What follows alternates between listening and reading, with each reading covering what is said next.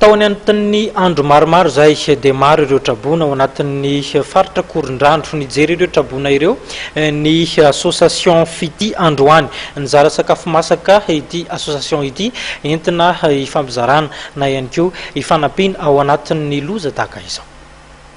Roa volana mahery no voatery nifindra toerana eto amin'ny reto tranolay eto amin'ny trano malalaky ny gymnase Korondrano ny fianakaviana maro izay trabona avy eto amin'ny manodidina. Zany ampetraka taty Korondrano Andranomahery misy anay dia namindrananay zany avy rotsaka ny ora dia niavy farany efa volana mahery zao nipetrahana eto.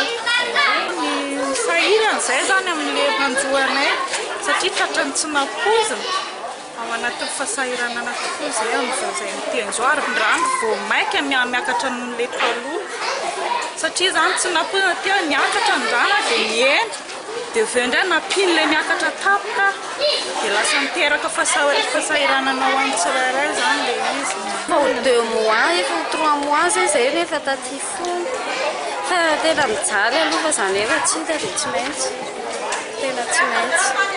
Fahasalaman'ny ankizy sasatra marary sasatra salama kely dia avy eo dia marary indray dia zao nena ohatra ny anazy zao dia manafy indray zanako amin'ilay tsy mazaka amin'ilay mafana kely ilay andro dia avy eo indray dia mirotsaka be indray ilay orana dia lasa manafy foana ilay zaza. Androany moa dia nanatanteraka etsika ny association Fity izay fikambanana tarehan'ny ramatoa Mialy Rajoelina ka trabona miisa 7 no nozaraina vary sy laoka ary kobaina ho an'ny ankizy. Tsy hijanona eto Korondrano ihany ny fanampiana ho an'ny trabona toy izao. Zao etsika zao dia izay fanomboana ihany ny androany fa dia hitohy anatin'ny andro maromaro.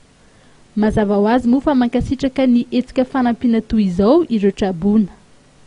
Eny mahafinaritra aloha mahafinaritra izy satria zareo mba mijery an'ilay olona majinika ohatran'izao dia hitako hoe tena mahafinaritra fa araka ny moa zany slogan zareo hoe sy ho atao ilay venambola mahafinaritra.